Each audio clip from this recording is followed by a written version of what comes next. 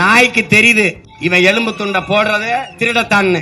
நமக்கு தெரிய வேண்டாமா? இவன் 1000-500 கொடுக்கறது திருடத்தான்னு நமக்கு தெரிய வேண்டாமா? சொர்ணாக்கா மாதிரி அம்மா இருந்தா அப்புறம் சொர்ணாக்கா மாதிரி இல்லாம எப்படி ஐஸ்வர்யா ராய் மாதிரியா வரும்? எப்படி வரும்? 2 சனியனை விட்டு தொலை. உன் பிள்ளைகள் நிக்கிறோம், உங்க பிள்ளைகள் நிக்கிறோம். கூட்டத்தில் நிற்பவனுக்கு துணிவோ வீரமோ தேவையில்லை, தனித்து நிற்பவனுக்கு தான் வீரமும் துணிவும் தேவைப்படுகிறது. நபிகள் நாயகம் ஸல்லல்லாஹு அலைஹி வஸல்லம் அவர்களிடத்தில் கேட்கிறார்கள், தீமையை எப்படி ஒழிப்பீர்கள்? நன்மையை வைத்துத்தான் ஒழிப்பேன் என்கிறார்கள். அந்த நன்மை யார்? அந்த நன்மை எது? எது நன்மை? எது நன்மை? நாங்க வந்தா 2000 மகளிருக்கு கொடுப்போம், நாங்க வந்தா குடும்ப தலைவிக்கு 2000 கொடுப்போம், நாங்க வந்தால் 2500 கொடுப்போம். இதுவாடா ஒரு ஆட்சி முறை? 2000 இல்லடா, 2000 இல்ல, 25,000 கூட மாதம் ஈட்டிக் கொள்கிற வருவாய் பெருக்கத்தை என் தாய்க்கு கொடுக்கிறதாண்டா ஒரு தன்மானமிக்க தலைவனின் ஆட்சி. அதை விட்டு 2000 கொடுப்பேன், எல்லாம் கொடுத்துருவேன், இலவசம் எல்லாம் கொடுத்துருவேன். வேலை, உழைப்பு, சம்பளம், வாழ்க்கை, இது ஒவ்வொன்றும் துண்டிக்கப்படுது. இலவசத்துல துண்டிக்கப்படுது. என் உடன் பிறந்தானே. அடுக்கு இது முதல்ல வேலை, அதுல உழைப்பு, அதுக்கு பிறகு ஊதியம், அதான வாழ்க்கை, பெருமை மிக்க வாழ்க்கை. இது வந்து துண்டிக்கப்படுது.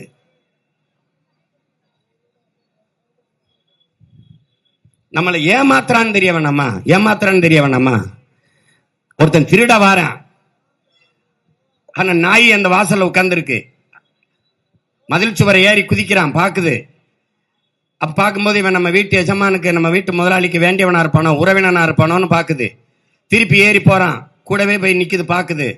இவன் ரொம்ப விறுவிறுன்னு போறானே, துணிஞ்சு போறானே, நம்ம வீட்டுக்கு சொந்தக்காரனா இருப்பானோன்னு நினைக்குது. மறுபடி போறான். இந்த நாய் நம்மளே பார்த்துட்டு இருக்க, ஒருவேளை கடிச்சாலும் கடிச்சிருமோன்னு நினைச்சு அவன் பையில வச்சிருந்த ஒரு எலும்பு துண்டை தூக்கி போடுறான். டப்புன்னு அவனை பாஞ்சு கடிச்சிருது. ஏன்? அதுவரை அந்த வீட்டுக்கு உறவினன்னு அது நினைக்குது. எலும்பு துண்டை போட்டவன இவன் திருட வந்த அயோக்கிய பேடா நமக்கு லஞ்சம் கொடுக்குறான்னு கடிச்சிருச்சு. அப்ப நாய்க்கு தெரியுது இவன் எலும்பு துண்டை போடுறது திருடத்தான்னு.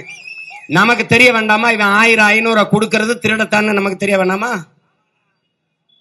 இது மான தமிழினம் செய்யற வேலையா? இங்க ஒழிக்கணும். எதுல இருந்து மாற்ற கண்டாய்? திமுகவுக்கு அதிமுக என்ன மாற்று? இன்னைக்கு திமுக இருக்கிற அமைச்சர்ல 11 பேர் அதிமுக அமைச்சர். அதிமுகவில் அமைச்சராக இருந்த 11 பேர் இன்னைக்கு திமுக இருக்காங்க. கேட்டா இது தாய் கழகத்துக்கு வந்துட்டேன்பாங்க. அப்ப தாயை போலதான பிள்ளை இருக்கும், நூலை போலதான சேலை இருக்கும். சொர்ணாக்கா மாதிரி அம்மா இருந்தா அப்புறம் சொர்ணாக்கா மாதிரி இல்லாம எப்படி ஐஸ்வர்யா ராய் மாதிரியா வரும்? எப்படி வரும்?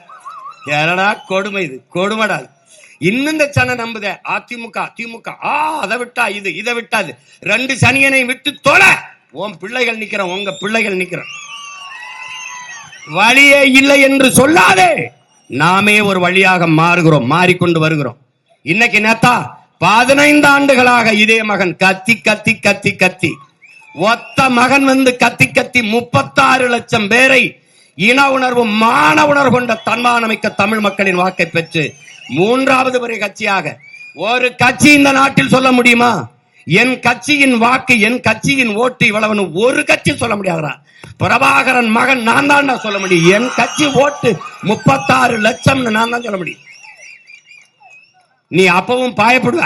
6 மணி நேரம் என் வாக்கை என்ன நீ எண்ண மாட்டேன்ற, தயங்குற. ஒவ்வொரு சின்னத்துக்கு ஒவ்வொன்ன பறிச்சு கொண்டுட்டு போன. ஒரு சின்னத்தை கொடுப்பேன், நான் கொண்டு வச்சப்பே மறுபடியும் எடுத்துருவேன்.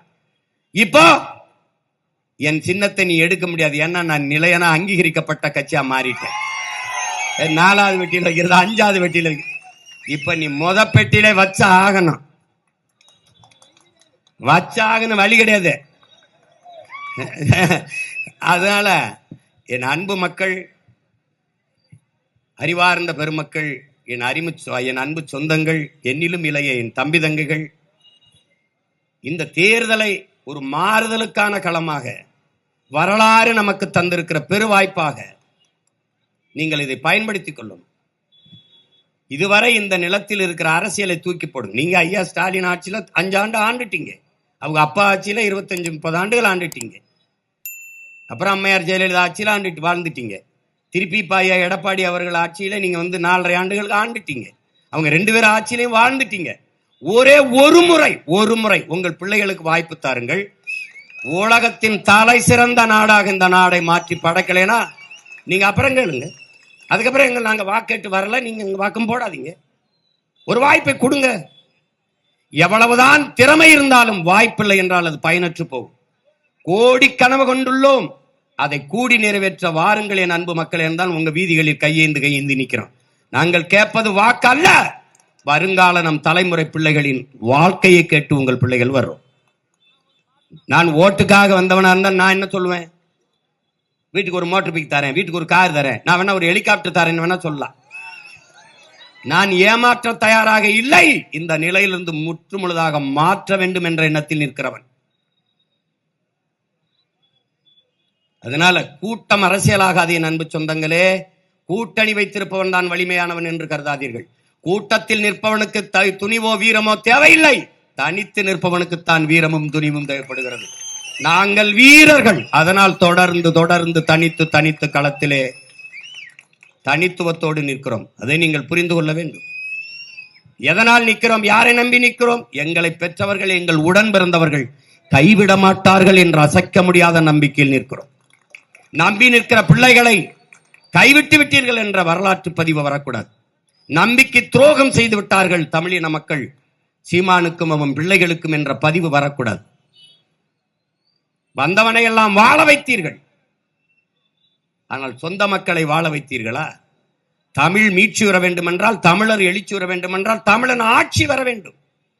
அதற்கு அறிவு சமூகம் ஆழ்ந்து தெளிந்து சிந்தித்து இந்த தேர்தலை பயன்படுத்திக் கொள்ள வேண்டும். வரிசையில் நின்று வாக்கு செலுத்துவதல்ல.